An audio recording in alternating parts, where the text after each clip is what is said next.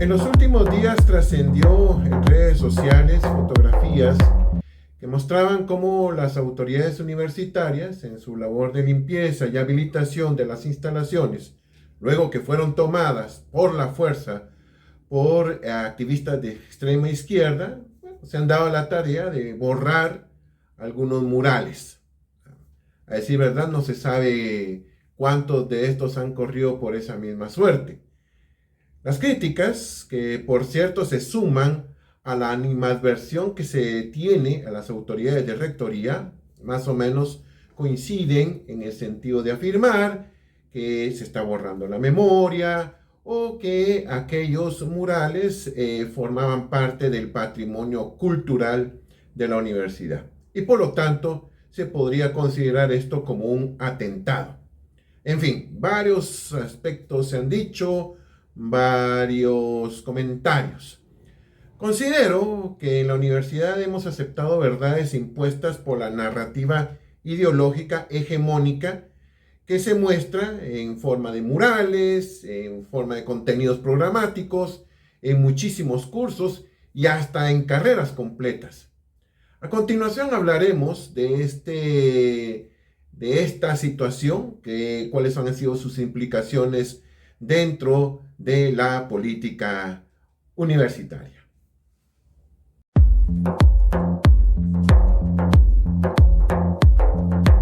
Para los que plantean que los murales son parte del patrimonio de la universidad, bueno, podríamos utilizar algunos criterios para poder establecer este aspecto. Podría ser el tiempo o podría perfectamente también hablarse de la aceptación de esas muestras por parte de la comunidad. A ver, los primeros murales que surgen en el recién estrenado campus de la Universidad de San Carlos a inicio de la década de los 70, con el pintor Arnoldo Ramírez Amaya, entre otros, quien, haciendo uso de su maestría técnica y concepto, logra plasmar, a veces en forma abstracta, grandes discusiones políticas que estaban aconteciendo en la universidad y en la sociedad, y que poco a poco, en este caso, aquella universidad pasaba de ser elitista a dar cabida a clases medias y bajas, un proceso de masificación que se creó, que se dio en aquellos tiempos. Pues bien, de acuerdo a la definición que utiliza Avelina Lesper,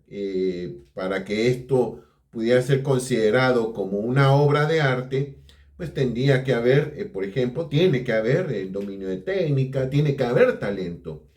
Y sobre todo que esto trascienda a el tema de la emotividad, que conmueva. Hago hincapié acá que el tecolote, o como se le llamaba, Arnoldo Ramírez Amaya, no realizó estos murales como iniciativa propia, sino que más bien fueron solicitados por parte de estudiantes y profesores que de repente estaban descubriendo la militancia marxista.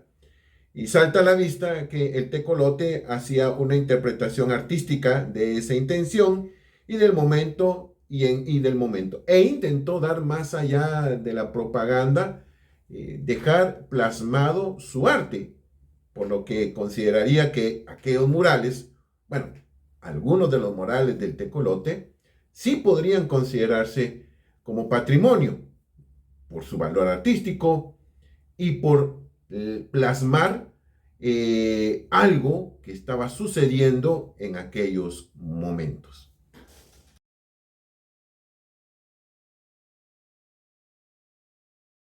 Por otro lado, dice Fernando Martínez Balvey, abro comillas, los mensajes propagandísticos constituyen un tipo de mensajes persuasivos cuyo interés principal es convencer y mover a la acción.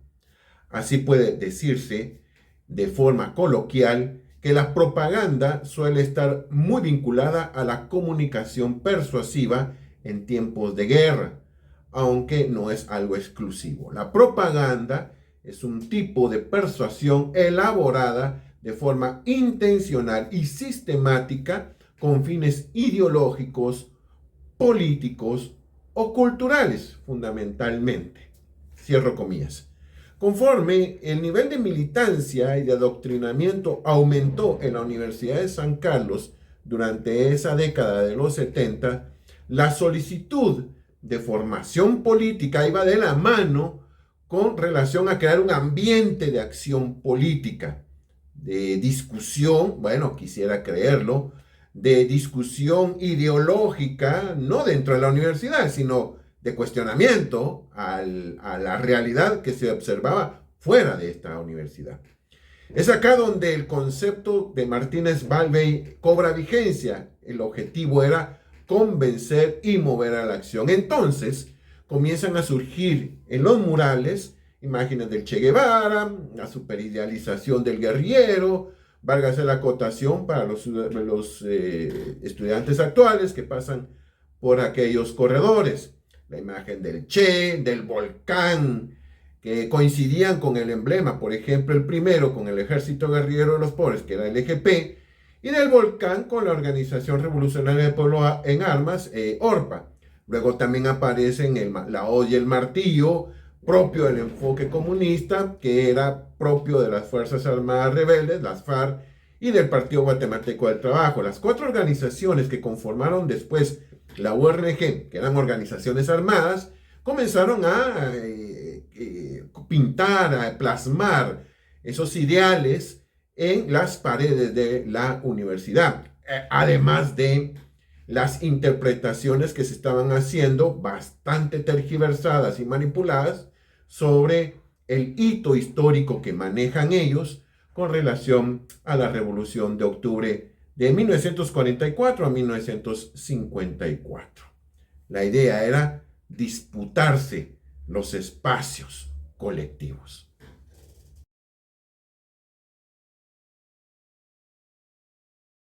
Pues bien, no todos los murales en la universidad, bueno, podrían considerarse como propaganda, y en esto, por eso la afirmación que hacíamos con relación al tecolote. En el caso de algunos, ¿sí?, en algunos espacios particulares, en algunas unidades académicas, tienen un enfoque educativo. Me estoy poniendo a pensar ahorita, por ejemplo, en la reproducción del mural de San Bartolo en la Escuela de Historia, que es una imagen bellísima, que en el lugar donde se forman los futuros arqueólogos de Guatemala. O, por ejemplo, el del devenir histórico de la medicina, que está cabalmente en la Facultad de Medicina, que es como darles a los estudiantes, a los futuros médicos, un paso por la historia de esta profesión.